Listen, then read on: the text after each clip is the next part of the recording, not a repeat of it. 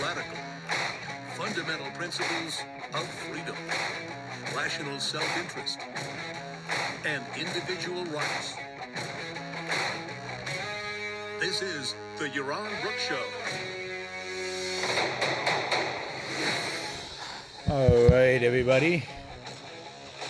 Welcome to Yaron Brook Show. It's kind of loud. Hope everybody having a great time. Great weekend. Saturday night, as you know, some of you know anyway. I am in London, so welcome from my hotel room in London. Wow, quiet in the chat. What's going on? Almost no, everybody's quiet. Maybe some of the regulars are not here because of the strange time that is caused by the time zone difference. All right, so we got a few people. Maybe we've got the Brits on the chat. They can actually watch it live because it's a reasonable hour here in the UK. It's only 10 p.m. It's not like the usual 1 a.m. That we broadcast. It was so hopefully we get a bunch of Brits. Hopefully maybe we get a few Europeans, although it's pretty late. It's already 11 p.m. in Europe. Next week I'll be in mainland Europe, so it'll probably be doing shows that are earlier in the US and earlier in the UK, so reasonable hours in Europe itself. Yeah. So when did we last speak? We last spoke on Wednesday. I last did a show on Wednesday, and that was when I'd landed and arrived in the UK. Since then, I took a 3-hour train ride up to Durham and gave a talk there. We should have video and audio of that. It was professionally recorded. It was recorded well. So I'm hoping to put that up soon, up on the Yaron Brook Show channel on YouTube. The talk was on capitalism and war, and I think this was the best capitalism and war talk I've given so far. And since the others weren't recorded, this will be great because this will be the first one. I think this is the first one we'll actually put up, so you'll get a sense of my talk on capitalism and war, and hopefully I'll be doing more talks like that. Luca from Switzerland. Hey, Luca, are you coming to Lugano? It's a little far for you, I know, but Lugano should be a lot of fun. All right. Thank you, Yanis. Yanamis. Do you guys purposefully choose handles that are impossible to pronounce? Probably. Thank you. $50. That is very, very generous. Really, really appreciate that. Thanks a lot. So yes, I gave a talk at Durham. Durham is this university in the north of England. One of these days I need to spend a little bit more time, not more than a few hours in Durham. It seems like a beautiful town. It's a university town. It's right on a really gorgeous river. It's way in the north. It's green. It's hilly. It's got this magnificent cathedral, as many towns in the UK have, and it just seems like a charming place that I should spend a few hours in. I always seem to rush in and rush out. This time I took the train, got there, 3-hour train ride, got there, had dinner with the students, event, ran to the train station, almost missed my train, 3-hour train ride back to London, hotel, and that was it. And I think got to hotel around after midnight or so. So that was when was that? Thursday. Yesterday, Friday, was how I love giving the talks at the high schools. So I was out at a high school, girls' high school, JAGS, James Allen Girls' School. In Durham, we had about 70 people, maybe 80 students in the audience. It was great because most of them were not familiar with Ayn Rand, and so as I call these audiences virgin audiences. They're the best audiences. This is new to them. They're discovering something new. Although a number of them listen to the podcast, so that's always cool. Then on Friday, I said I was at JAGS. That was great. Another 50 high school girls, really sharp, really engaged, really passionate. So this is the story about UK high schools. Ayn Rand is taught in UK high school. She's taught in the A1, what's called the A1 politics class. She is considered a conservative thinker, which is a bit of a ridiculous idea, but she's considered a conservative thinker, and they teach Ayn Rand, and so the kids have a lot of questions about Ayn Rand, and of course the teachers are not necessarily always best equipped to answer those questions. So having me come in and I basically give a talk on Ayn Rand's political philosophy, because and I linked it to reason and to egoism, because that's what they're studying. They're studying Rand's political philosophy, and it was great. The questions were terrific. The first question I got was, should it be legal to discriminate? So go right for the jugular, go for the hard stuff first. But that was a lot of fun, and a lot of really, really good questions. And again, everybody is a first timer. They're not really exposed to Rand. They don't know much about Rand. Friday night, what we do Friday night? There was definitely oh yeah, we had an event Friday night, about 40 people at this event. Where I did it with Don Watkins and Nikos. Nikos, that goes by only one name. And that was an event titled Effective Egoism. Effective Egoism, and that's the name, I think, of a upcoming book by Don Watkins. So without me as a co-author, went off and wrote a book by himself. And that was that we did on Friday, and that's also been taped. I think it was live streams on the ARC website. Then today, I was at the Battle of Ideas, and really that's what we're going to be talking about today. Is my kind of the sessions at the Battle of Ideas. Battle of Ideas. I participated in a session about the coming midterm elections, but it really turned it into a session about what was it? How would you say it? Really turned into a session about the nature of the fragmented political politics in the United States, the tribalism, and what is uniquely American. So it turned into a session about America, which was terrific, and I really enjoyed that, and I think the audience enjoyed it as well. There were some good responses to it, and then I sat in on a session about the European Union and Europe's future, and where Europe is today, given everything that's going on, war, right-wing parties being successful in Sweden and in Italy, and what all that bodes for Europe and for the future of Europe. So I thought what we do tonight is talk about some of the stuff that we talked about in the sessions. That is, I thought we talk about the idea, the midterm elections in the U.S. and what's going on in the U.S. and what's going on kind of big picture politically in the U.S. and maybe my prediction for the midterms.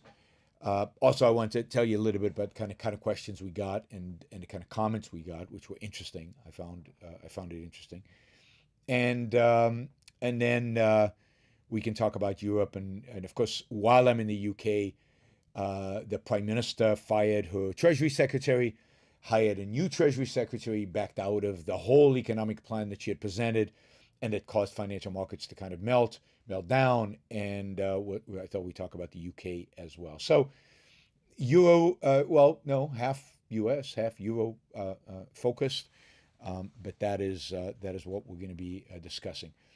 All right, so just a couple of reminders before we jump in and talk about the midterms.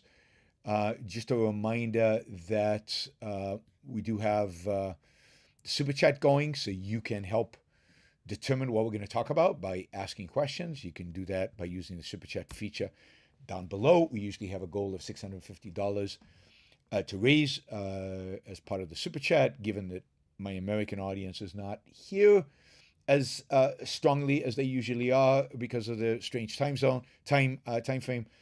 We'll see. You Europeans are going to have to pitch in and get us to where we need to go. Himinamius, something like that, got us off to a roaring start with his $50. So thank you for that, and hopefully we can keep up that pace. That'd be terrific. So that's the Super Chat. Of course, you can support the show on kind of a monthly basis, on a monthly basis by using Patreon or Subscribestar or youronbrookshow.com/support. And, Patreon is very easy for you. So is PayPal. That's through my website. So we will do that. ARS, what currency is that? What currency is that? Whatever it is, 2,000 of it is worth, it's Argentinian pesos. So 2,000 Argentinian pesos is worth $13.19. And really, it's worth half of that because on the black market, the dollar is a lot stronger than it is in the official markets. It's actually worth about $6 or $7, and that's it. But that's great. All right.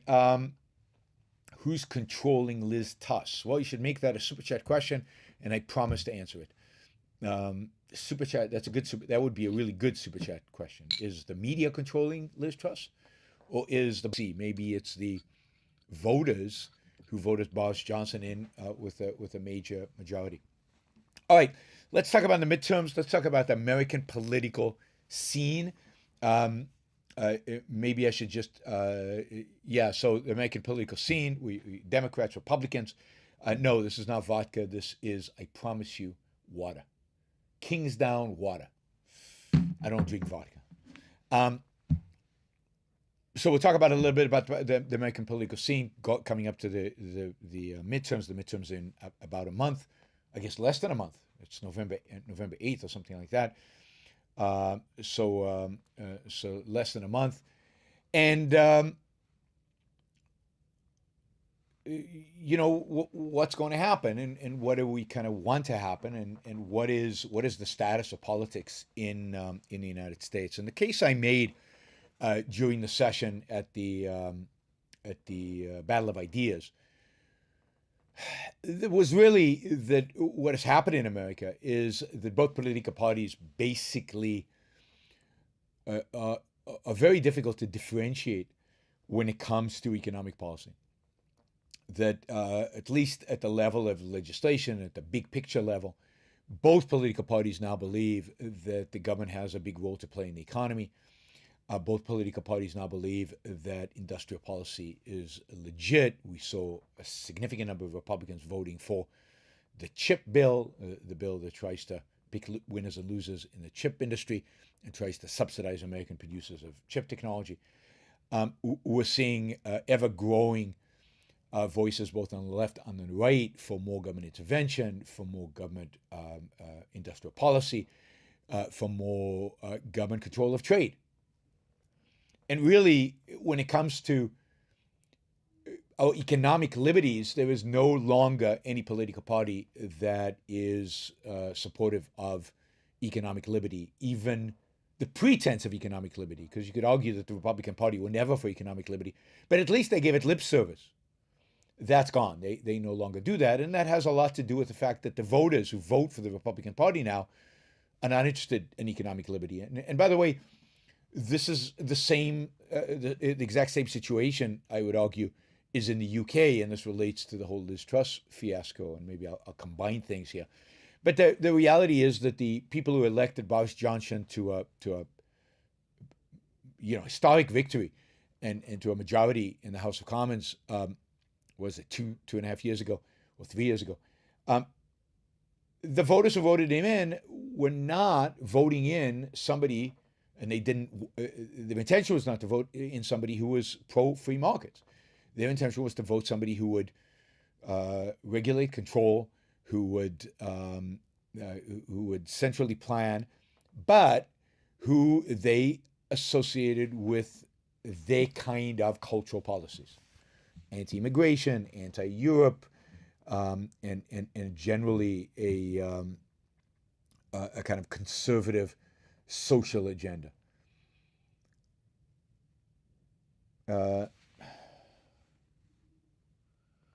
Buffering. I don't see the buffering. Yeah, I don't. I mean, I am on hotel Wi-Fi, so it is a challenge, and I noticed the speed today is lower than the speed was on Wednesday. So it could be that the hotel is fuller and there are more people using the internet right now, and that's causing some buffering. I hope not. I hope it doesn't disrupt the show too much. Let's see, where were we? Yes. So the constituency voted in Boris Johnson is not exactly a free market constituency, and I got a real sense of that. You always, if you want to know what's going on in England, if you really want to know how people are feeling in England and what they think, probably your best bet is to start a conversation with your taxi driver in one of your black cabs. One of the reasons I don't take Uber, I don't always take Uber. I usually take Uber, but I also take taxis, is because taxis are all driven by Brits, opinionated Brits.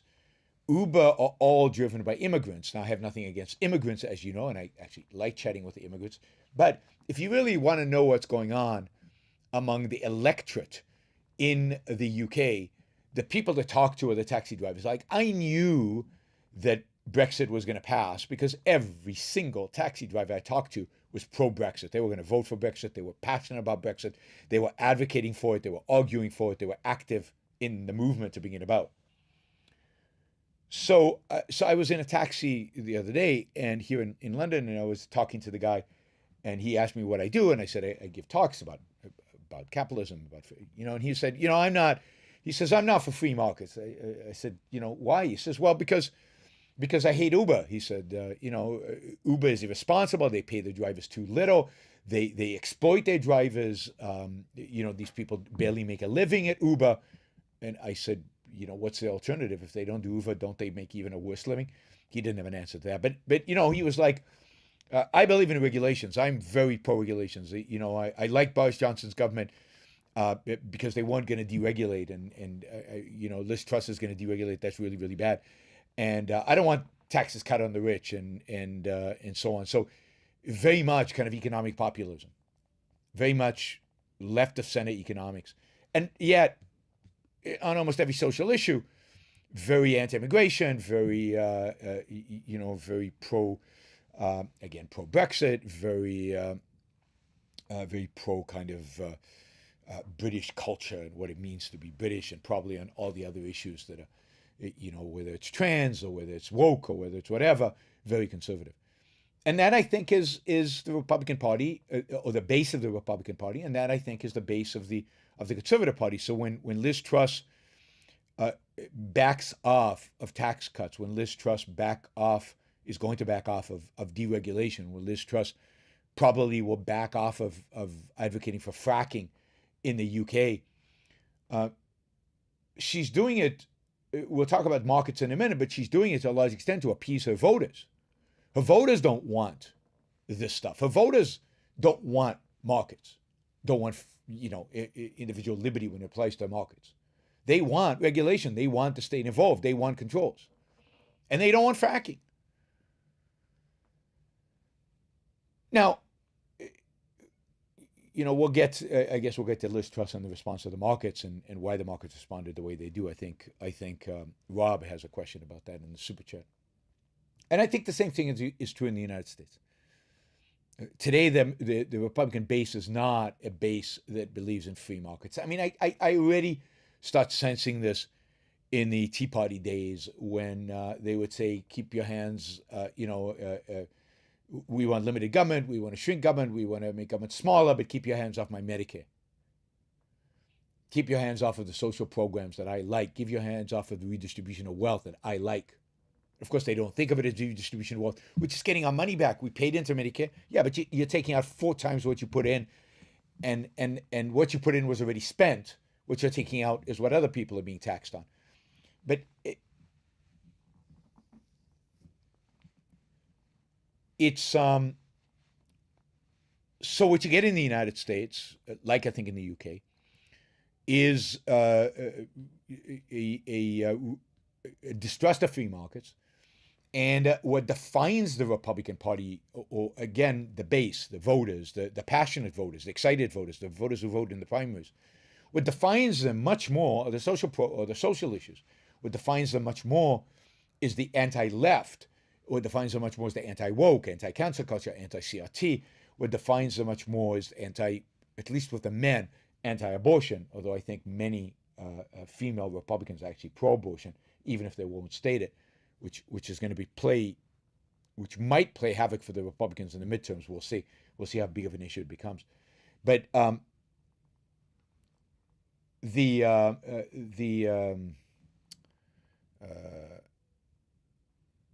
basically, the point I made at the Battle of Ideas was there is no voice today, no voice in America today, and I think this is true of the UK.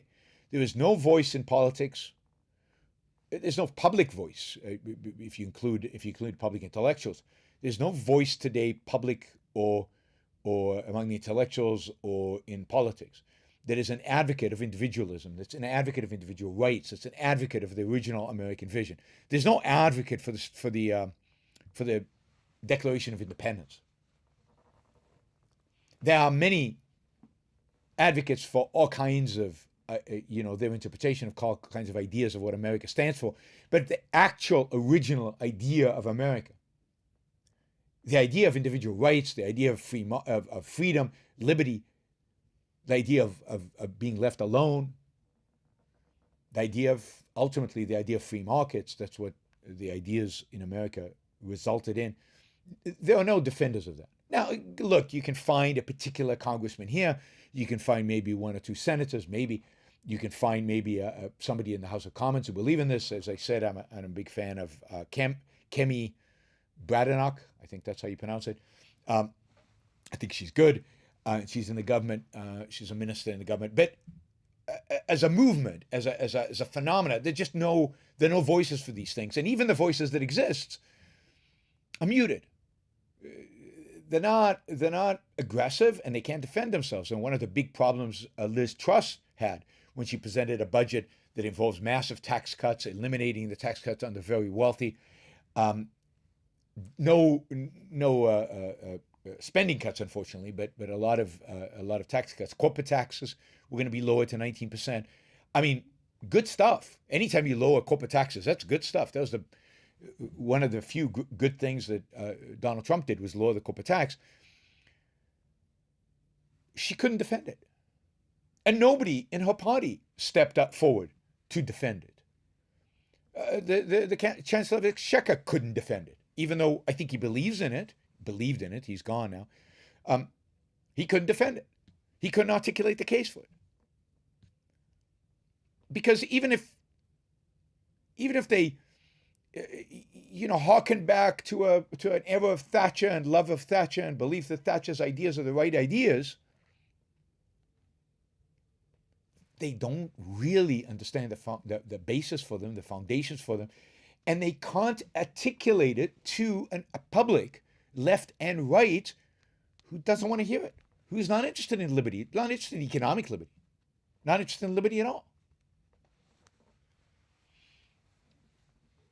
So I think we've got a system in the United States today where both political parties are anti-liberty, both political parties are anti-economic liberty, and they're fighting over control of our minds, control of our spirits.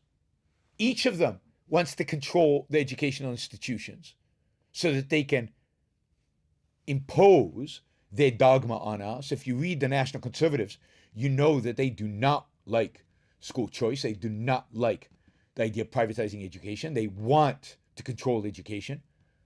They want to get rid of woke. But what do they want to institute instead of woke? Well, Christianity, Christian virtues, Christian values, a Christian interpretation of history. So what the left and right today are battling over is control of our minds, control of our spirits. Both have come to the conclusion. That that's where the battle is. And indeed, both have come to the conclusion that in order to fully control our spirits, because Republicans always wanted to control this to some extent, they also need to control our wallets, and they all need to also be economically for central planning. Now, it was an interesting panel. We had a student from UCLA on the panel who was kind of a centrist, who had voted for Donald Trump once and didn't vote for him the second time. We had a British academic who studies American political system. We had a journalist who has children in the U.S. and runs a media company, I guess. And what was kind of funny was that everybody in the panel was ultimately anti-Trump. Now, almost all the panel was anti-Trump because of what he did during the election, that post-election, that is his refusal to accept the fact that he lost. I was the only one who was actually anti-Trump because of everything else.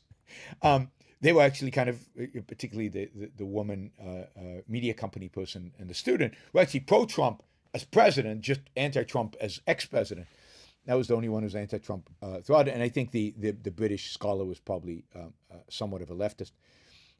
What was interesting is how many people in the audience were pro-Trump, how much pushback we got from the audience on the fact that we were anti-Trump, and how much they tried to defend Trump and tried to defend Trump's legacy. So that was just interesting. Here were the Brits trying to defend Trump on this panel, in front of this panel. Let's see, a few more points I wanted to make with regard to the actual midterm election. I think, the expectation of as a midterm election in the first term of a president, at least in recent history, has been overwhelming victory by the opposition. And indeed, given inflation at 8-point-something%, core inflation at 6.5%, interest rates going up, recession on the horizon, and becoming realer and realer, I think, to people as the months go by, the expectation should be of a massive red wave and a really huge Republican victory. And it is still possible that will happen. I don't think we can rule it out. The media has basically ruled it out. Most pundits have ruled it out. But the fact is that the media and the pundits and the pollsters almost always underestimate the populist right. They almost always underestimate the attractiveness of kind of Republican right wing in other countries candidates. We saw that recently with Bolsonaro in Brazil, who got a lot more votes, a much higher percentage of the vote, even though he didn't win in the first round. He got a lot more votes than any poll predicted that he would get. So the left usually does worse than what the polls project, and the right usually does better than what the polls project. So now some of the pollsters have adjusted their polls to reflect this bias in the polls. But overall, I think the bias holds, and it still exists. It is possible that there will be a huge sweep by Republicans. I think it's unlikely, though. I do think that a couple of things are hurting Republicans. I'd say first is abortion. I think the issue of abortion is a big issue. I think it hurts Republicans in a lot of different places. And it's not that it just hurts Republicans because it motivates Democrats to come to the polls more. It does. I think it because particularly Democratic women, young women, women who would probably not vote at all in a midterm election might vote this time because they view it as a vote on abortion. So I think there is more likelihood that younger people will vote, women will vote, and of course Republican women who actually tend to be pro-abortion are more likely to vote Democratic as again protest vote against the abortion rulings. How big that is, I don't think anybody knows. I don't know. I don't think anybody knows. And there's a sense in which that the abortion issue is offset by other cultural issues. Again, I don't think there's much difference between the parties when it comes to economics. But what there is a difference is when it comes to these cultural issues. So, for example, the more the Democrats talk about CRT, the more that is in the headlines, the more that is the cancel culture and woke and critical race theory, the more that helps Republicans. I mean, the average person, the middle of the road person who's not particularly committed to the Democrats or the Republicans hates CRT, hates woke, and the more Republicans can associate the Democratic Party with woke culture, the more Republicans are likely to win. So I don't think there's enough of that to offset the abortion issue, but that's going to somewhat mitigate the Republican success. But I do think Republicans will win the House. They could win the House quite solidly. The Senate is a different story. See, the Senate, Republicans should win the Senate easily, right? They should be able to hold Pennsylvania. Pennsylvania, I think Donald Trump lost Pennsylvania by a very small margin. A good candidate who could rally Trump voters plus voters who wouldn't vote for Trump but generally Republican. Easily, Pennsylvania should have been a Republican state.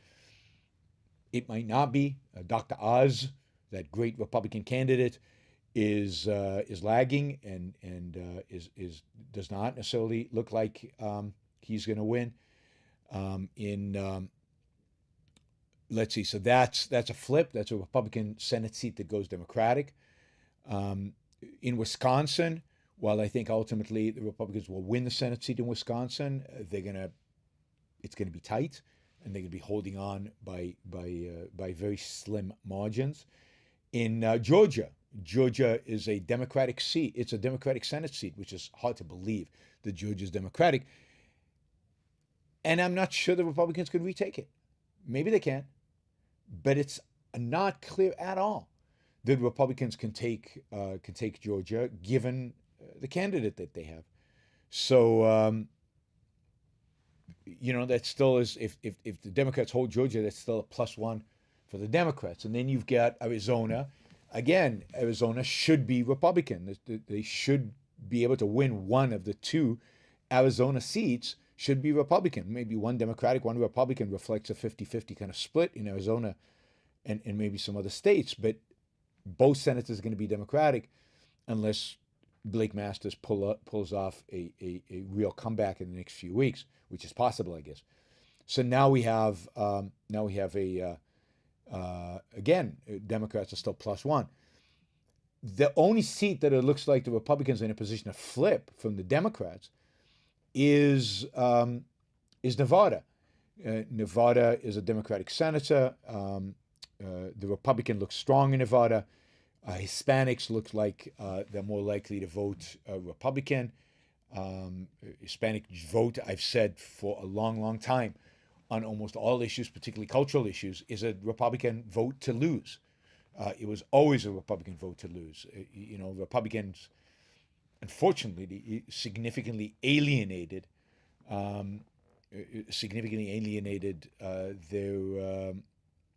this constituency for many years over the issues of immigration, but are now starting to regain them and bring them into the Republican fold. So Nevada, because of the Hispanic vote shifting to Republicans, or more of it shifting to Republicans, could be a Republican Senate. And then we've got 50-50. We've got a stalemate in the Senate,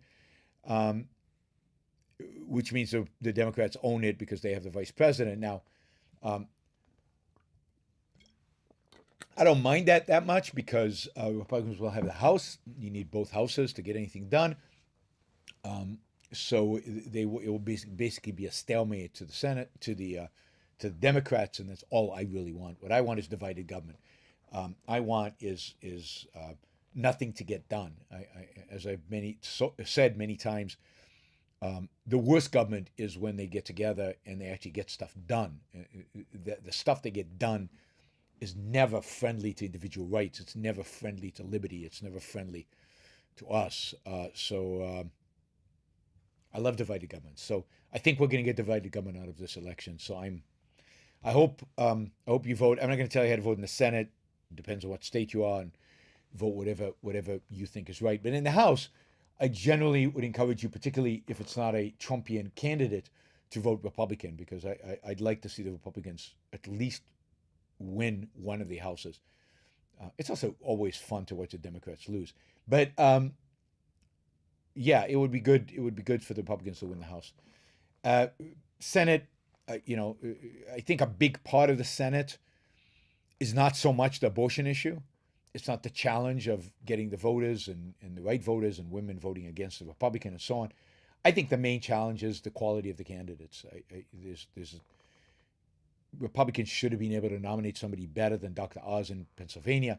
I think they could have nominated somebody better than Blake Masters in Arizona. They could have nominated somebody better than Walker in Georgia. I think all of those 3 states should be Republican states. They should be leading in the polls. I think with better candidates, they would be leading in the polls. And again, it's not a question of the actual policies that they advocate for.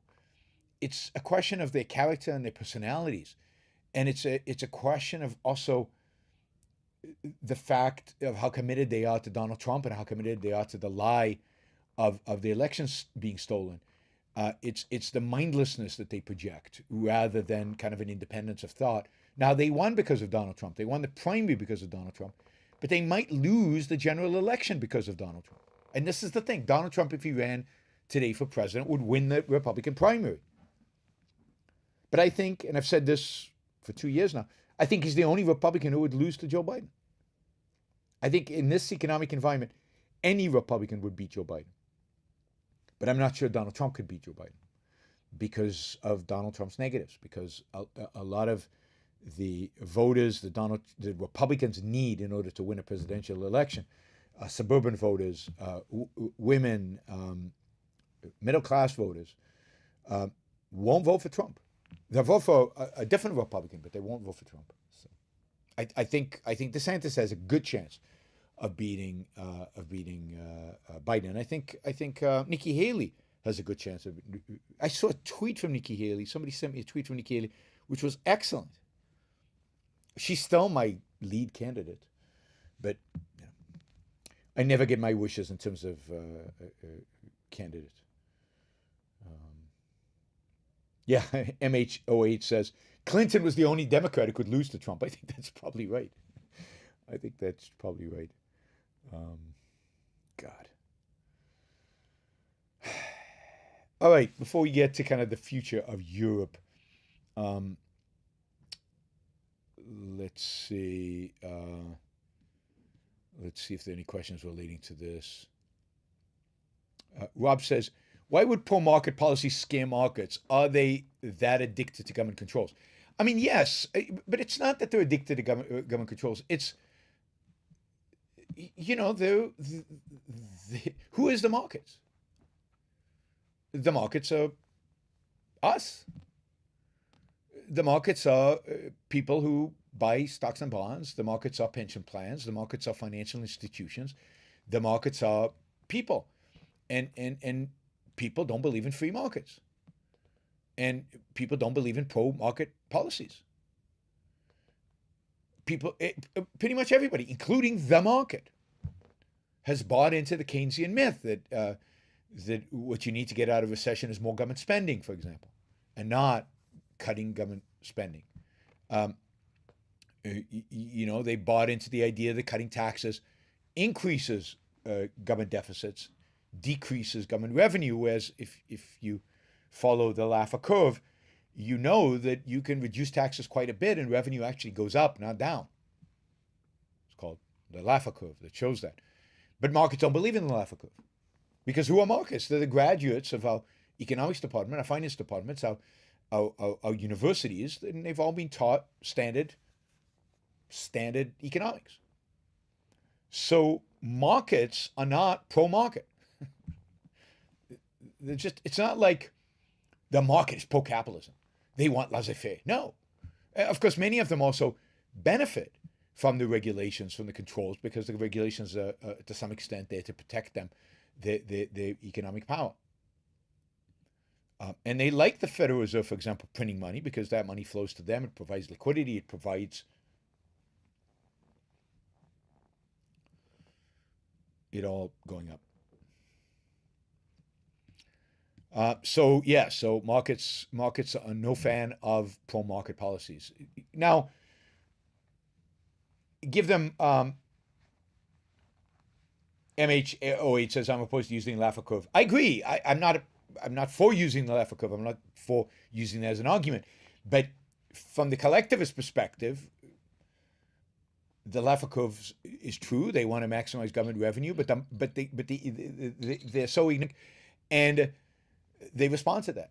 Now, the one thing I think that the market responded to, which is good, by trashing Liz Truss's budget, was the fact that the budget did not cut spending. Cutting spending is what's important. Cutting spending is what's essential. And Liz Truss did not cut spending, and therefore, and again, the markets ignored the Laffer curve, and therefore they assumed deficits were going to go up, and that was bad. And I agree, that is bad. That is bad. They should have offered a package of spending cuts, including subsidies. Instead, they increased spending by $200 billion, 200 billion pounds, I think, for energy subsidies for individuals, for people, right?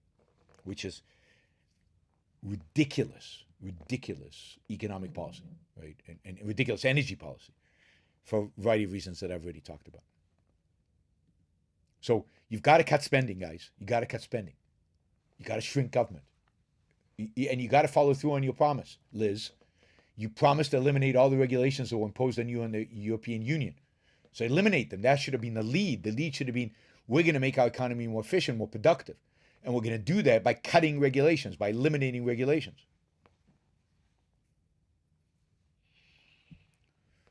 Okay. So Toby asks, how big of a disaster is Liz Truss pivoting on tax policy? It's a huge disaster because it basically makes her new Treasury Secretary,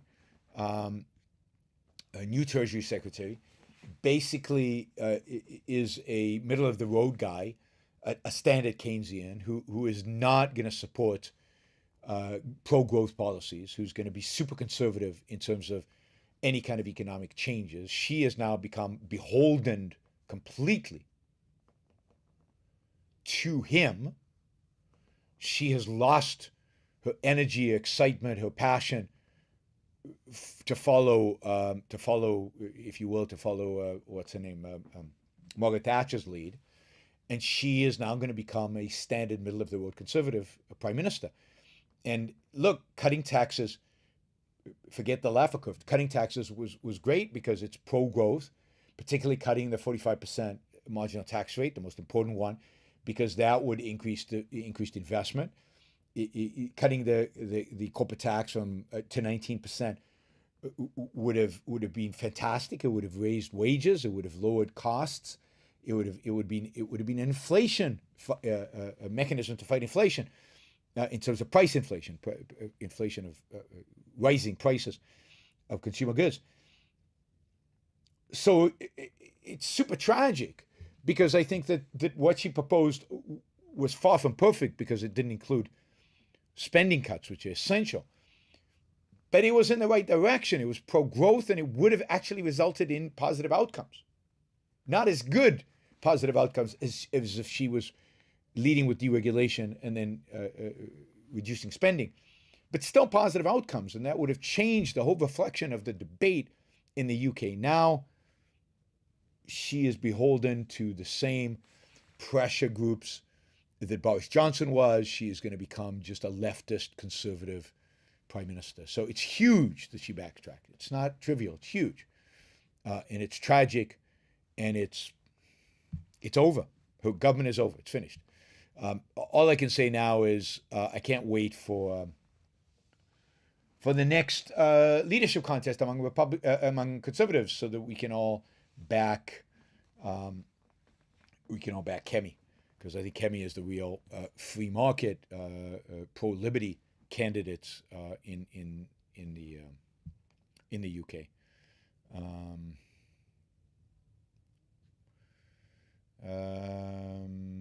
Let's see. I'm just looking for questions that are related to this. That's property rights. That's something. That's war. This is.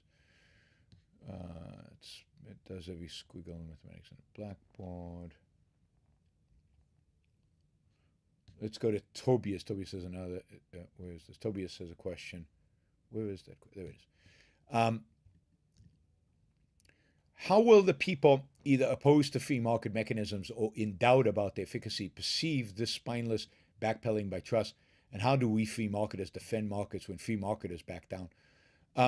Yeah, I mean, again, free markets are finished. That is, there is no defense of free markets in the UK. it's done, because Liz Truss will never have the credibility to propose free market ideas again.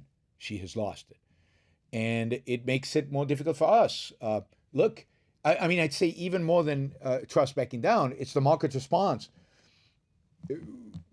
which makes it difficult for us, right? If the market, the bond market, the stock market responds so badly to pro-market policies, then I agree it makes it very difficult for us, the free market advocates, to argue for it when seemingly the beneficiaries of free markets, people participating in the marketplace, are against it. So the whole thing is depressing, but it's very, very consistent with my view of the world. My view of the world is that there is nobody, no political force today that's pro-markets, that's pro-freedom.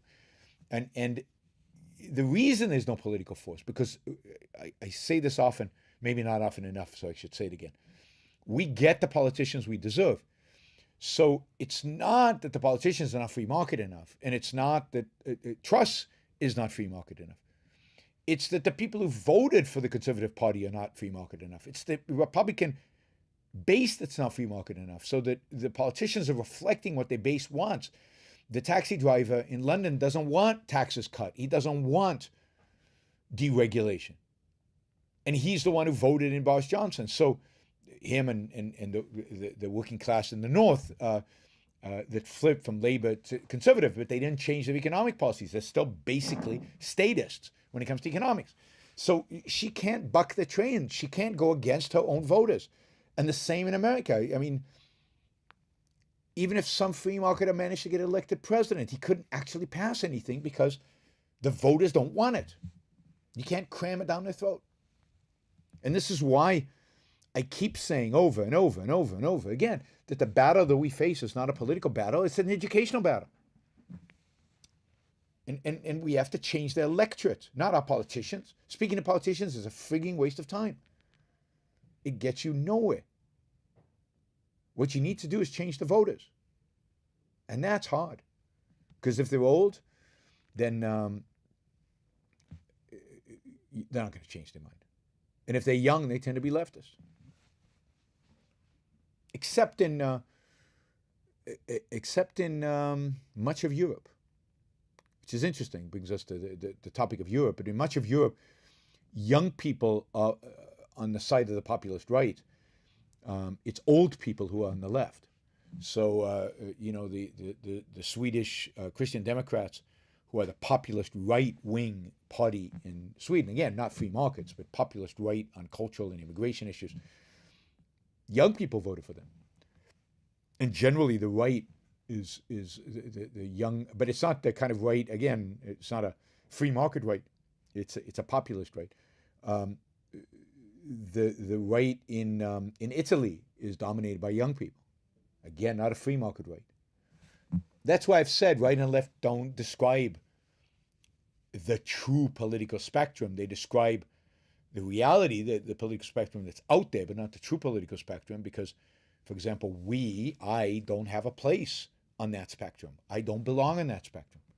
The real spectrum is individualism versus collectivism, and collectivism splits into two, right and left.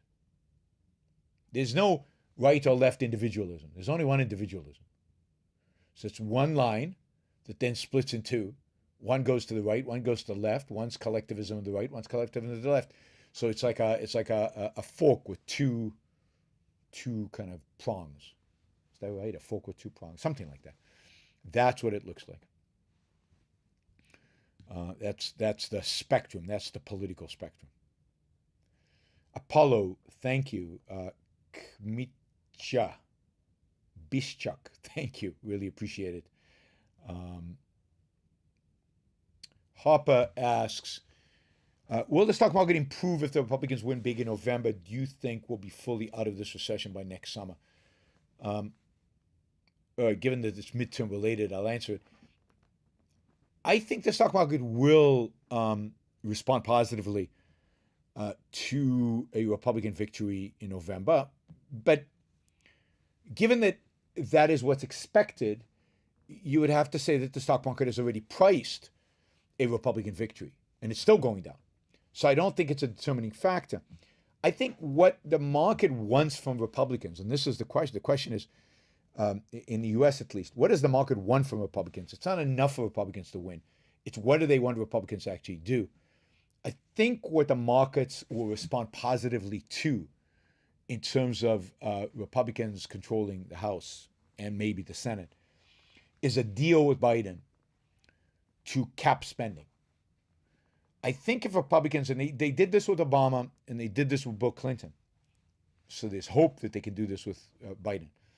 If Republicans can cut a deal, they have this thing where they raise the spending limit, and there's always this, government is going to shut down, and there's frantic negotiations.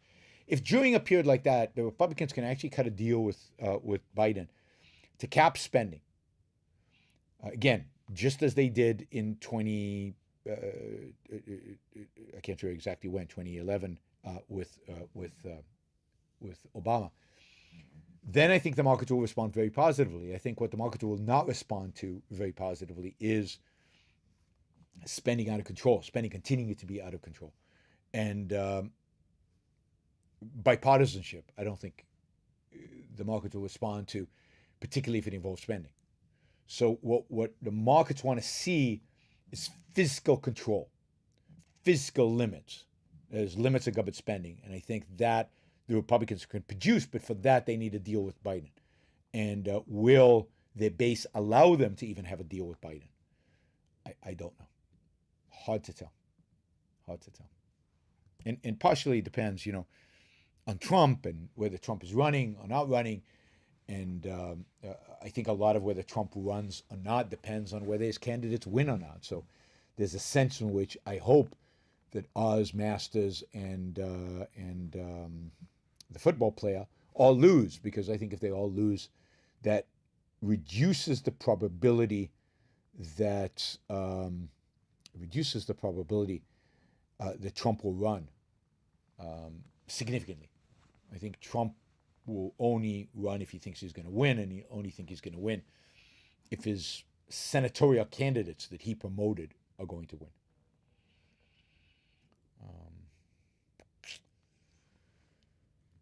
Okay.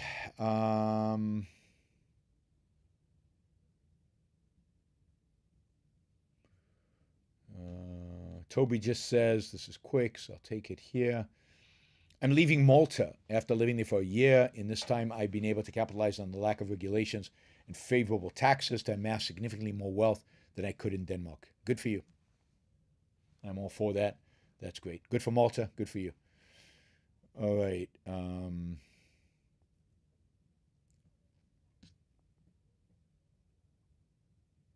Okay, I kind of answered that. Let's do that and that.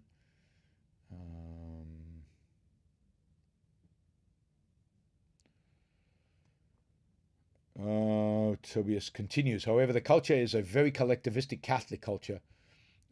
Is a super racist against Indians and Africans. I'm going to Vienna despite higher taxes. How come Malta, UAE, and other backward countries have freer markets? Well, they're small countries.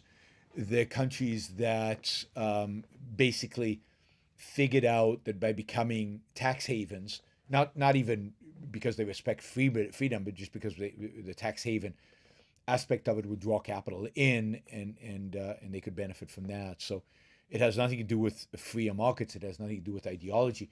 It has everything to do with a very small country, a very small place, trying to be successful, trying to make money, or attract investors or attract people to come and live there, because otherwise nobody would go live there in Malta or UAE, and they do so through these tax benefits and lack of regulation. Again, not because they believe in it, but because they know it attracts people. Okay. Talk a little bit about Europe. So there's a panel about Europe. It was interesting. I disagreed with everybody in the panel pretty much, but there were a couple of Germans. There was an Italian. There was a Brit, and a Swede. The Swede was the most interesting, and I think the best. But there were all these, and I mean, I don't want to go through the whole thing, and there'll be lots of other future opportunities to talk about Europe, and it is getting late. But I want to emphasize one issue that I think is super important, and I think relates to the United States as well, and relates very much to the future of Europe. And that issue is the fact that when pushed, none of these panelists, and I think this is goes way beyond just a panelist. This goes to the population itself. I think generally people have no idea what Europe is. It's a collection of countries unified by what? Why is the European Union? What unifies them? What is the vision of this thing? They have a common currency. Everybody complains about the common currency, even though the common currency is the best thing to happen to Europe in a long time. I find it really funny, just an aside, but it was funny, and it was so typical. An Italian economist was on the panel. And the Italian economist just goes on and on and on about how damaging the existence of the euro is to the Italian economy. Because if there was no euro, Italy would have its own currency, and they could print money right now, and they could spend a lot of money right now. They could get themselves out of the mess that they're in, and they could invest, and they could build new projects and infrastructure. And it was like, and everybody was like nodding their heads, and everybody was like, yeah, you know. This is the great value of national currency. We can control our own fate. And I'm sitting there in the back thinking, could you imagine if Italy was printing lira right now? Could you imagine the rate of inflation? I mean, inflation is bad in Italy now because of the euro. Maybe it's 6%. Could you imagine what inflation was if they were printing lira? Could you imagine how bad it would be? Can you imagine how poor the Italians would be if they controlled their own currency? Currency is just paper. It's just paper. What gives its value is what you can buy with it and what is produced, in a sense, using it through investment. Italy would be poorer today, significantly poorer, if they went off the euro. Nobody would lend them money in lira.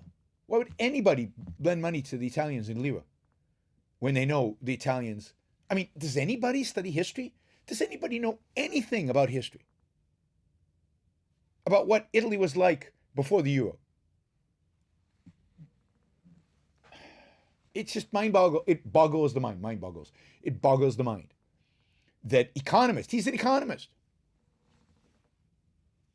that economists just don't have a clue about economics or about anything else for that matter. But no, the euro is an unbelievably stabilizing force in Europe. The euro, maybe you could argue, is difficult for Germany, but it is a blessing for Spain and for Italy and for Greece and for all these other countries. It keeps them sane. It keeps them from allowing their own politicians, their own central bankers, from expropriating the currency and,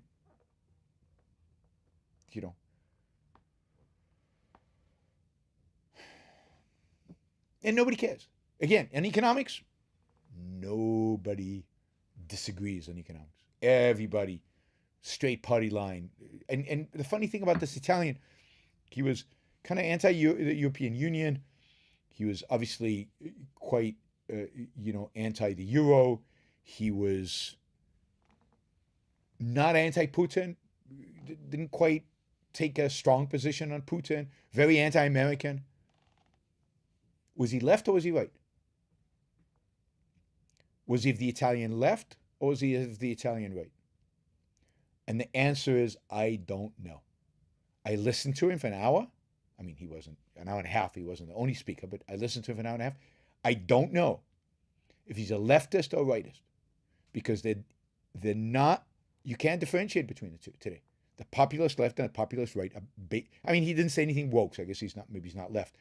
He didn't talk about CRT. But if you talk about economic issues, if you talk about political issues relating to Europe, what is the difference between the left and the right?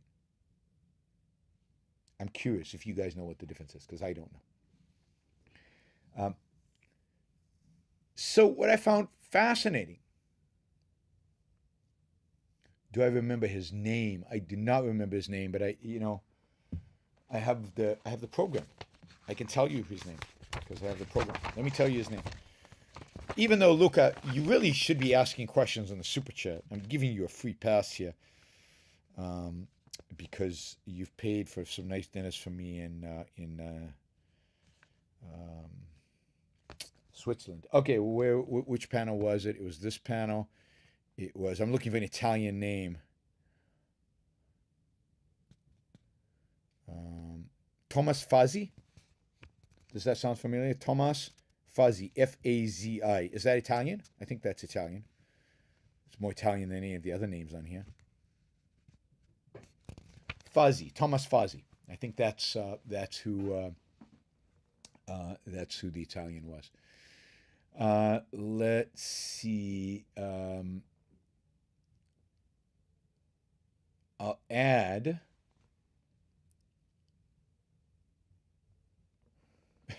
Tobias says, "What excuse?" And Tobias is right. What excuse will the Italian economist have in 5 years when the GDP per capita is higher in former USSR Republic Estonia than in Italy, despite having 45-year head start? Well, he'll say it's somehow Estonia benefited from the euro and Italy couldn't. But if Italy had been able to control its own fate, then everything would have been fine. He might even say something about those southern Italians not being very productive, and maybe they're the cause of Italy's problems, right? There's always an excuse. All right, let's see.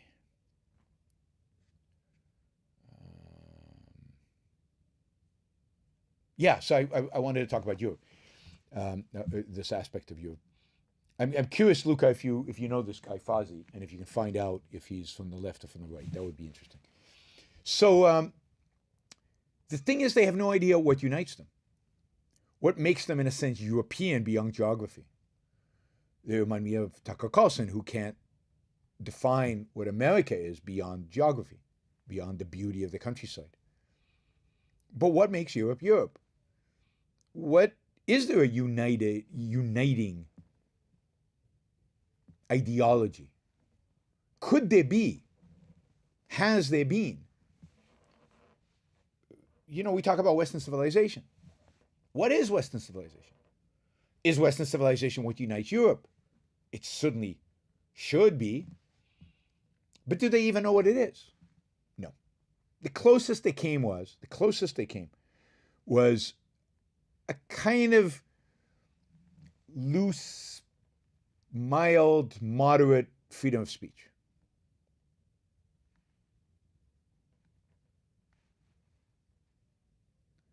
Yeah, Lucas says Fazzi is a socialist. So there you go. I couldn't tell. I mean, I assumed he was a socialist. Certain things he said just sounded a little Marxist to me. And somebody criticized Marx, and you could see he was like uncomfortable. So he sounded left, but he could have been somebody from the new right-wing political party, and you couldn't have differentiated. So what makes Europe Europe is Western civilization, is ideals and ideas of Western civilization. And yes, freedom of speech is a significant and important part of that. So kind of a tolerance for speech, although, again, all these countries have hate speech laws, so it's limited. But they don't know their history.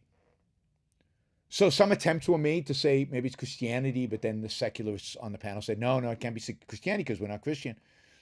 And Poland is Christian, but we're not Christian. But even when it comes to the Poles and to the Germans and to the Swedes and to the Italians, the Spanish, and what in their history unites them? And whether they know it or not, and they don't know it, and they probably have never known it, what unites them is the Enlightenment. even if they are betraying that enlightenment. What unites them is that in Europe, pretty much in every country in Europe, starting in the 17th century, there was, and to some extent still is, a respect for reason, a respect for science, a respect for debate and argumentation as a means for resolving disputes rather than war. It's why there's such horror in Europe over the war that we see today. It's why Nazism and communism are anti-European, anti-Western civilization. They're not part of Western civilization. They're anti-Western civilization. It's a respect for the individual.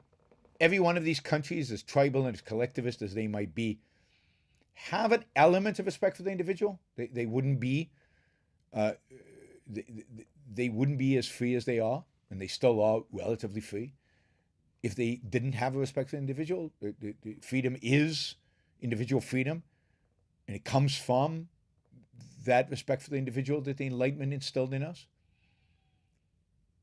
So it really is this respect for reason and individualism, and a respect, therefore, for freedom.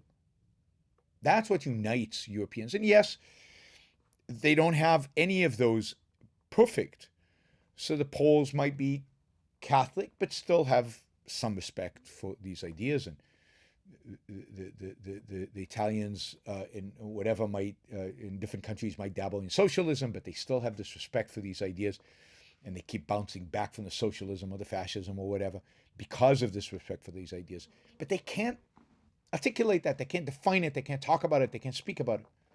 And because of that, they can't fight for it. The solution for Europe, the only thing that could unify Europe, is liberty and freedom. That needs to be the governing ideology of Europe. It needs to be the governing ideology of any kind of united Europe, every kind of European Union. It's liberty, it's freedom. It's not massive regulations, massive taxation, massive government intervention, it's not language, it's not culture. Well, it is culture in the sense that it's a culture of liberty. And until that becomes the governing ideology, we'll continue to be in the mess that we are. And Europe, the European Union could unravel, it could stay put. It's moving. Some countries are moving more Christian, some countries are moving more secular, some countries are moving to the right, some countries are moving to the left. But what still holds it all together is the semblance, a little bit here, of respect for the individual and respect for reason and respect, therefore, for political freedom.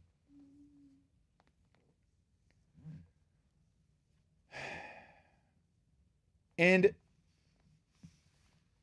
unless they're willing to define it, they can't resurrect it. They can't become better. It's only by identifying this and fighting for it and making it explicit can they become better. And the future of Europe is a mess. Ukraine is probably going to win the war against Russia, but Putin is not going away, or the Russians are not going away, whoever leads Russia. They're going to be a hostile country on the border of Europe for a long, long time. Importing gas from Russia will continue to be an unbelievably divisive proposition. By the way, on the panel, one party suggested that maybe the United States sabotaged the pipeline. But then others on the panel suggested that maybe the people who really have an incentive to do this are the Poles. And maybe it's the Swedes. And isn't it interesting, by the way, that Sweden is running the investigation into who sabotaged the pipeline, but won't let anybody participate, won't let anybody see the results. Because the Swedes have motivation to weaken Germany. And Sweden is fine from the perspective of energy, because they get much of their energy from Norway. They also have nuclear. Finland has nuclear. The country that really depends on Russia is Germany.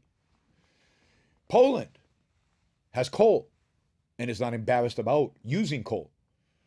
So maybe Poland did it. Now, I suspect none of those are true, because I don't think Sweden or Poland have the capacity, submarine-wise, to do what was done. But who knows?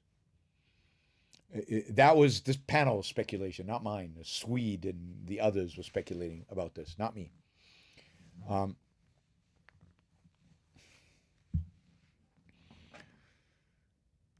all right, let's see. I think that's what I wanted to say about Europe. I think that'll be it. Um, Tobias says a Ukrainian victory would be a victory for Western values, and therefore boost their self-esteem.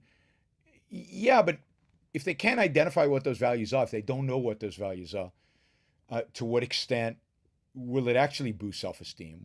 How quickly will the West revert to sucking up to Putin or to whoever is running Russia at the time to try to get their natural gas again? How quickly will they revert to criticizing Ukraine for a million different things, for not being woke enough or whatever? How sustainable is this if they don't even know what Western values are? So it's going to be interesting. It's going to be interesting. All right, let's.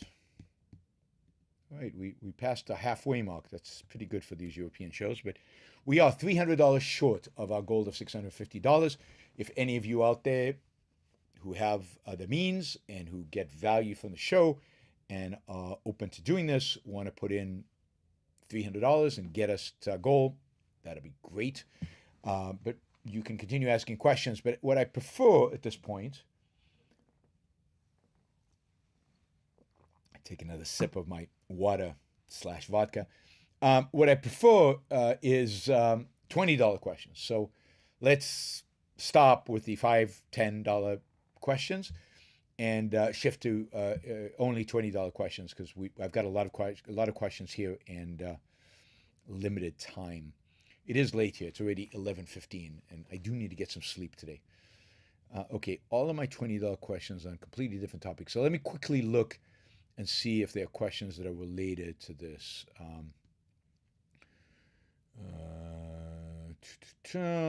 What is this? No. Elon Musk, no. Okay, so Toby says Swedish women are the best. That is very much an issue of taste, and they're not my favorite. I don't go for the blonde, thin blonde type.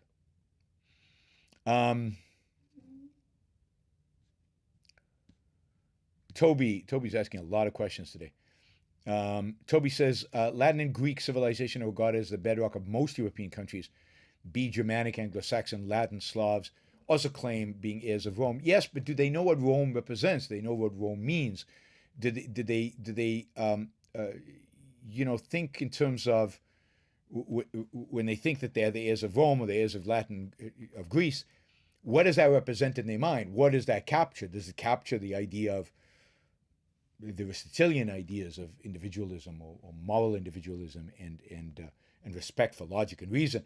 Or is it just some vague, oh, they were great civilizations and we want to be like them? I think it's the latter. But yes, I think Europe very much is Greek. Its roots and origins are in Athens, not in Jerusalem.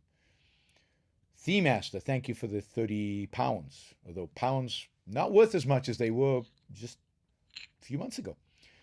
Great to be in the UK using dollars. Applejack, thank you for the $20. Really appreciate that. Thanks for the support, guys. Those were without any questions associated with it. We'll look at that in a minute. Tobias continues. Not saying this is substantial to build on, but we think of ourselves as heirs of Rome, regardless of how far the different cultures are to that of Rome. Yeah, although I think a lot of Europeans think of themselves still as the heirs of Christianity, and I think Christianity still has the most influence on Europe. It's constantly battling with the Enlightenment for dominance over Europe. But certainly in Eastern Europe, it's Christianity rather than Rome. Tobias then says, Denmark did first recon after the pipeline sabotage since 2 leaks were close to Bornholm. Yes, but now Sweden has taken over the investigation and it dominates the investigation. So that's kind of funny. Let's see. Apple hidden him and it paid $50 at the beginning and forgot to include my question. So I've really paid $55, even though my question is attached to a $5 chat. Okay, let me take the $5 chat since we're going beyond the scope. We'll go broader. His name, who's thank you for the $55, but I can't pronounce your handle. Anyway, to what extent is regulation of your own stem cells driven by their desire to prevent some people from affording better medical care than others? Interesting question. I think that's part of it. I think that definitely plays a part of it. If you think about it, it's also to protect healthy people from benefiting from the fact that they're healthy because their stem cells might be healthy. It's to protect those unhealthy people from having a disadvantage relative to healthy people. It's to protect young people have better stem cells than old people. So we don't want to make old people feel bad because the stem cell treatment is only available for young people. It's definitely a factor in regulating stem cells is egalitarianism. Is you can't apply this to everybody. It's not universal, right? It's your stem cells are going to be used for you, and you might have good stem cells and they can be used, and they might have bad stem cells and they can be used, and things like that. So that's a big part of it. The second part of it is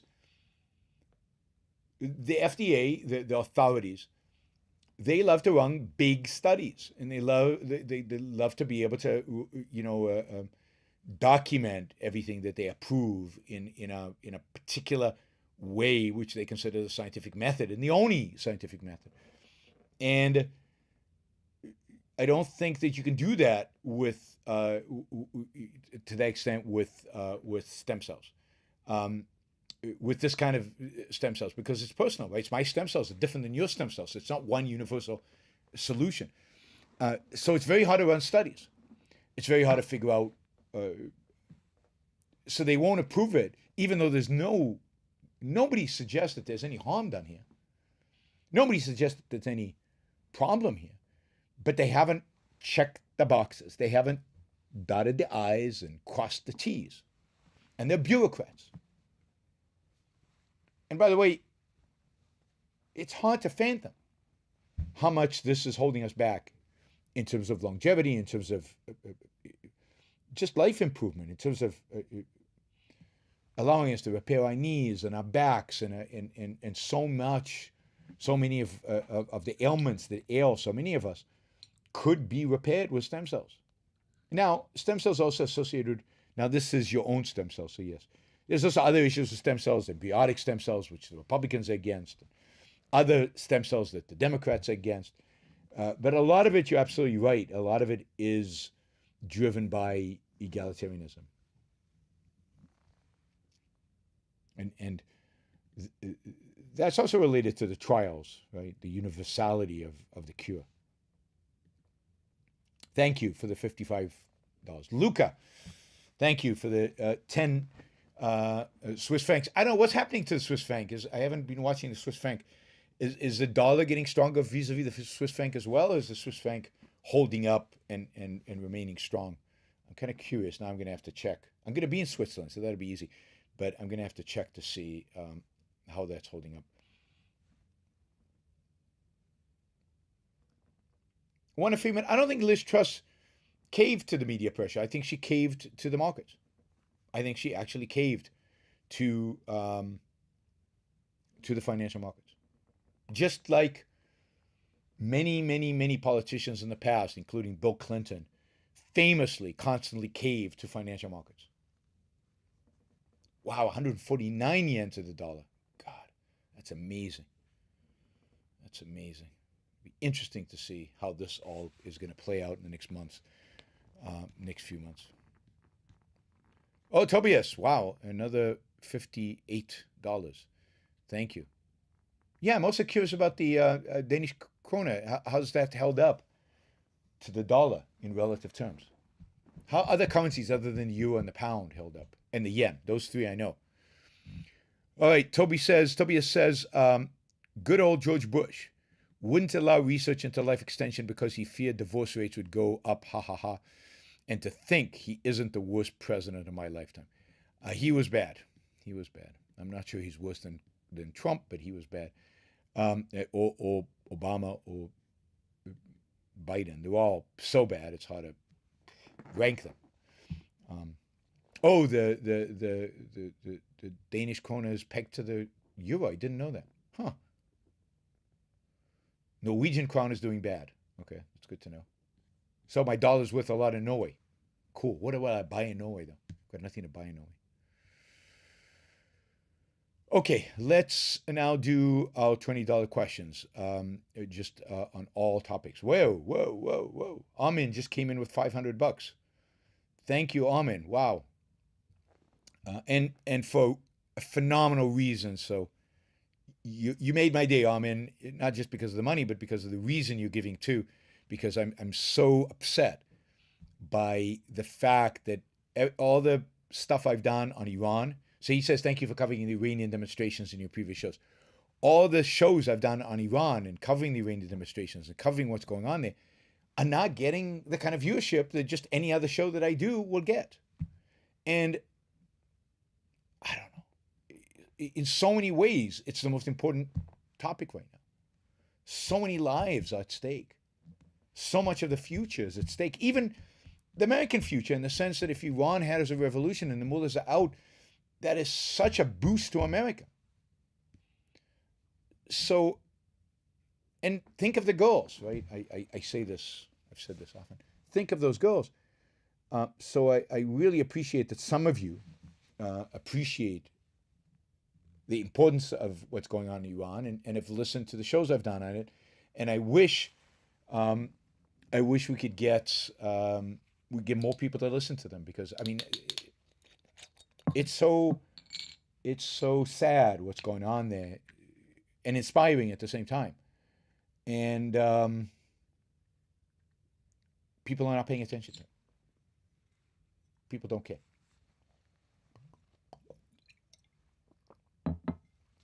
And the people who seem to care the least are Republicans and libertarians. Crazy. All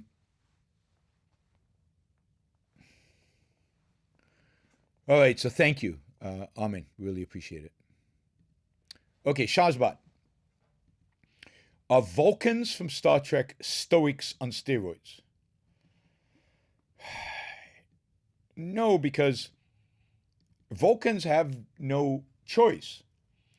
Vulcans, in a sense, are stoic, in the sense that they are emotionless, not from choice, which is what the Stoics are, but in their DNA. They just don't have an option. This is just how they are. Stoicism is a philosophy in the sense that they choose to be that way. They choose to repress their emotions. That's very different, I think, than it hardwired into you. It's coded into you. Okay, Folabusinis, I don't know, something like that. Asks, hi, Iran. What gives someone property rights over land and water? How can people have the right to sell, buy land or water when she did not produce it? Should water and land be publicly owned? No, indeed, quite the opposite. I think all land and water should be privately owned. But what should make them private is work in one way or the other, right? And there are two forms in which work can make land private. One is the tilling of the soil, the actual use of the land, the building on it, the use of it, the turning it into agricultural land, a forest, or whatever it is that actually becomes a productive use. That makes that land yours. That is at the core of the American Homestead Act from the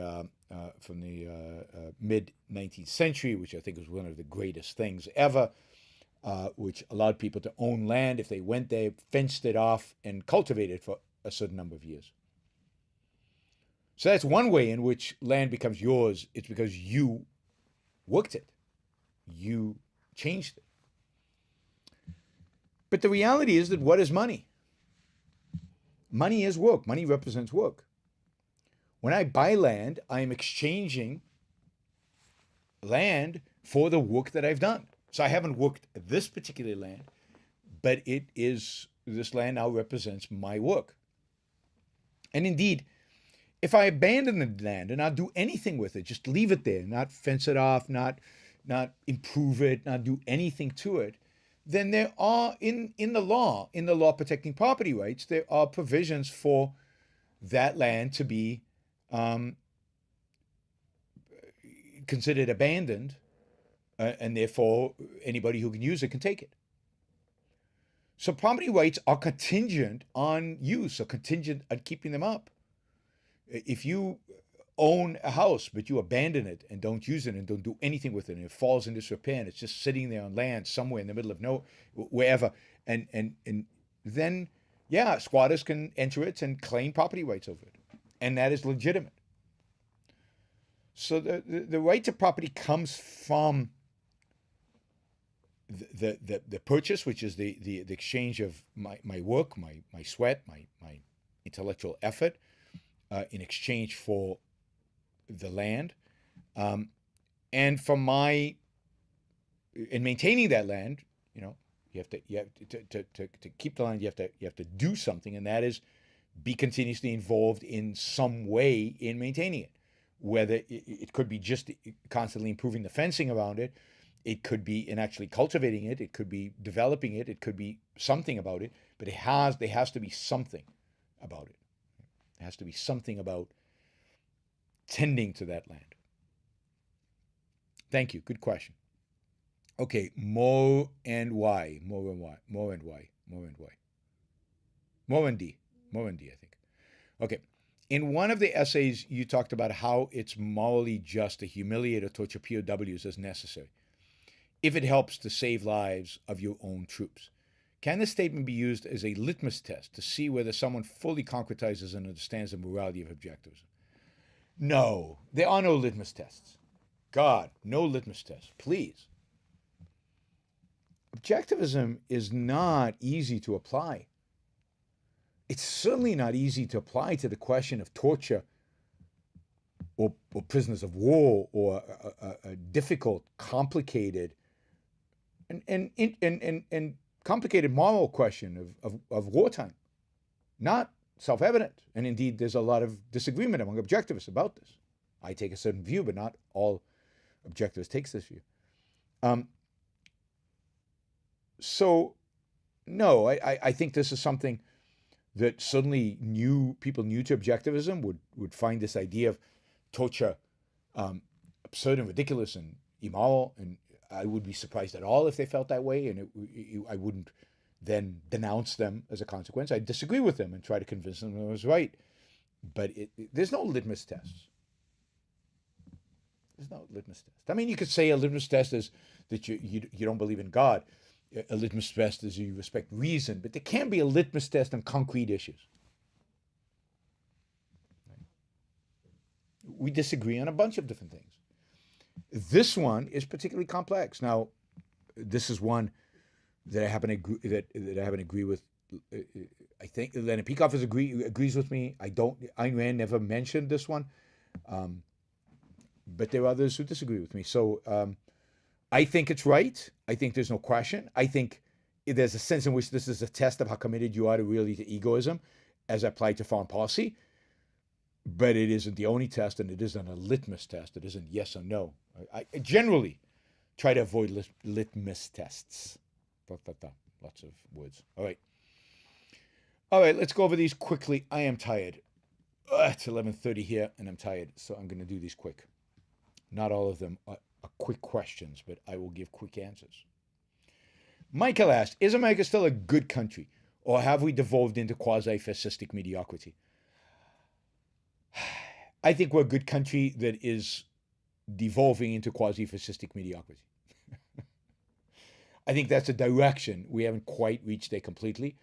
There's still pockets of real goodness in this country. There's still real virtues that are associated with, but we're heading in the wrong direction. No question about it. Are we good right now? I think we're still on the side of good, particularly relative to the alternatives, global alternatives. Liam says, Yaron, you do a great job of capturing all the nuance and making what's really going on understandable. Thank you. Many intellectuals are either too simplistic or too wordy and convoluted. You get it just right. I really appreciate Liam, that, Liam. I mean, I do think that is my strength, that I both talk in grounded, simple English, grounded to reality. I'm not roundabout. I go right to the point, right to the heart of it, and I try to make these things as simple as they can, even when they're complex. I'm a teacher at heart. That's what I try to do, is to simplify complex issues and bring you the essentials. I hope I do that well. Thank you, Liam, for the compliment. James writes, does every squiggle of mathematics on a blackboard have to correspond to reality? I don't know. I mean, ultimately, does the squiggle itself? Probably not. I mean, there's a square root of a negative number. What's it called? I forget what it's called in mathematics, right? That is very useful in mathematics. What exactly does this respond to in reality? I don't know. I couldn't tell you. But it's useful in mathematics. And you could probably draw a line from it to reality. Not directly, maybe, but through other concepts. So ultimately, everything in mathematics has to go back to imaginary number or complex number. Use it in electricity, yes. Yeah, the square root of a negative number. Negative 1. If I remember my math right, and I did do a pretty advanced math in my engineering degree. So, but everything in mathematics ultimately has to come down to reality, but it's not like a one-to-one correspondence. Through a deeper understanding of the mathematics and the way it is used. It's an imaginary number. That's right. It's a bad used, and it's used for electricity, among other things, and it's important. And it's you can't solve a lot of equations. You can't understand a lot of phenomena without using it. And it has to have a correspondence in reality. I just don't know what it is. And again, it might not be a one-to-one. It might be a complex correspondence. Michael says the courts should have waited until after November to do this abortion primitivism. Now the GOP has grasped defeat from the jaws of victory. But that's good, right? I mean, it's good that it happened before the election. Let people actually vote on this. It gives the opportunity for the electorate to see what the Republicans are really about. And what they court, this great court that Trump voted in, is really all about. Nathan Smiths, do you know why Elon Musk changed his mind and agreed to the original terms to buy Twitter? Yes. It basically was clear that he was going to lose the lawsuit. That is that he made an offer to buy the company. He signed a contract to buy the company. And then he reneged on the contract. And Twitter sued him. And he tried to argue that, I don't know, they misrepresented this, they misrepresented that. But I think at the end of the day, he came to the realization, probably his lawyers made him come to the realization, that he was going to lose the case, that all these excuses he was making did not correspond to reality. And that the fact was that the court was going to force him to buy Twitter, so he decided to preempt the court and do it himself. So he had signed a contract, and he was reneging on a contract. Daniel says, I just watched America versus Americans with Leonard Peikoff along with a young Yaron. Yeah. Still relevant today. You're awesome, Yaron. Keep up the fight. Thank you, Daniel. And yes, it's very relevant today. More today than back then. It's only gotten more so. The American people have only lost more and become less American with time.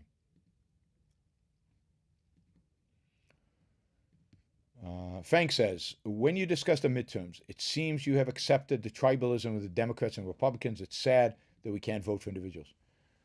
No, that's not tribalism to accept the fact, the reality. It's not tribalism. To accept the reality that Republicans vote as Republicans and Democrats vote as Democrats. So what matters is how many Democrats and how many Republicans there are in the House or the Senate. That's the reality. There's very little people crossing party lines about these issues.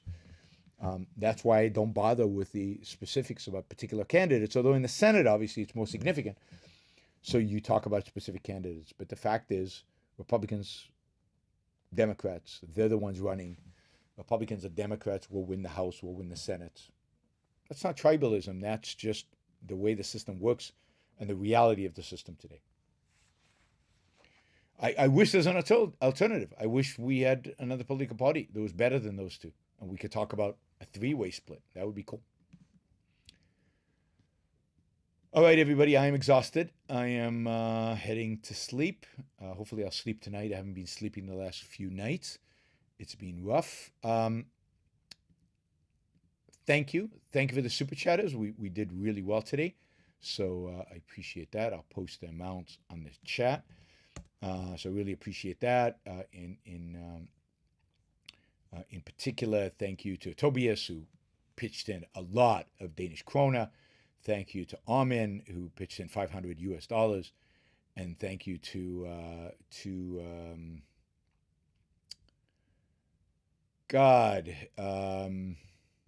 the guy with the handle I couldn't pronounce, who started us off with $50 and then added $5 afterwards. So thank you to three of you. You kind of led the way in terms of contributions, but thanks to everybody who participated. Thank you for supporting the show. Those of you who are not on live, who would like to, in spite of that, like to support the Iran Book Show, you can do it on Patreon, you can do it on Subscribestar, you can do it on Locals, and you can do it on iranbookshow.com/support through PayPal. I'll see you all probably tomorrow. There'll be a show tomorrow. Don't know what time exactly, but there will be a show tomorrow. Talk to you then. Bye, everybody.